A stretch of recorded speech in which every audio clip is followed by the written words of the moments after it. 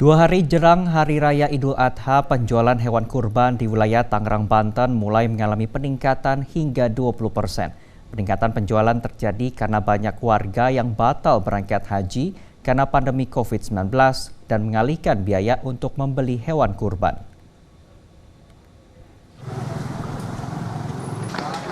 Geliat penjualan hewan kurban di kawasan Ciledug, Kota Tangerang, Banten mulai terasa. Sejumlah lapak yang menjajakan hewan kurban sudah bermunculan di beberapa titik. Penurunan ekonomi akibat pandemi COVID-19 seolah tidak berpengaruh terhadap daya beli masyarakat. Bahkan jumlah sapi, kerbau, dan kambing yang diperjualbelikan dibandingkan tahun lalu cenderung meningkat antara 15 hingga 20%. Minat tinggi masyarakat terhadap pembelian hewan kurban merupakan dampak dari banyak warga yang batal berangkat haji karena pandemi COVID-19 ini. Sejumlah biaya yang sudah dipersiapkan untuk keberangkatan haji dialihkan untuk membeli hewan kurban. Pada umumnya dalam sehari pedagang bisa menjual 3-5 ekor hewan kurban. Padahal tahun lalu pedagang hanya bisa menjual hewan kurban paling banyak 2 ekor dalam sehari. Salah seorang pedagang hewan kurban, Aslan, mengatakan selain mengalami peningkatan jumlah penjualan, harga hewan kurban saat ini juga mengalami kenaikan, yakni berkisar 2 juta rupiah per ekor. Harga sapi limosin dengan bobot 800 kg oleh pedagang dibanderol 45 juta rupiah. Sementara sapi lokal atau sapi PO dengan bobot 700 kg dibanderol antara 35 juta sampai 40 juta rupiah. Adapun harga kambing berkisar 6 juta sampai 8 juta rupiah per ekor. Nggak ada penurunan atau peningkatan?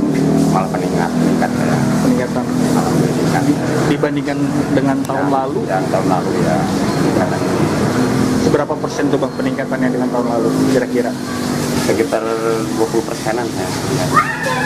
Kemarin saya cuma habis 70 ya. Kalau sekarang? Sekarang udah habis 80. Sementara itu untuk memastikan hewan kurban yang dijual tidak terjangkit penyakit berbahaya, petugas dari Dinas Pertanian dan Peternakan Kabupaten Tangerang melakukan sidak ke sejumlah lapak pedagang. Kabid Keswan Dinas Pertanian dan Peternakan Kabupaten Tangerang, Ustri Windayani, mengatakan meski ada hewan kurban yang belum cukup umur, Dinas Pertanian dan Peternakan tidak menemukan hewan kurban yang menderita penyakit berbahaya atau menular. Seluruh hewan kurban yang sudah diperiksa akan diberikan label sehat. Ada beberapa yang masih belum tanggal ya. Kalau soal itu kita serahkan saja kepada yang mau berkurban gitu ya. Karena kan itu juga berkaitan dengan daya beli nantinya harga.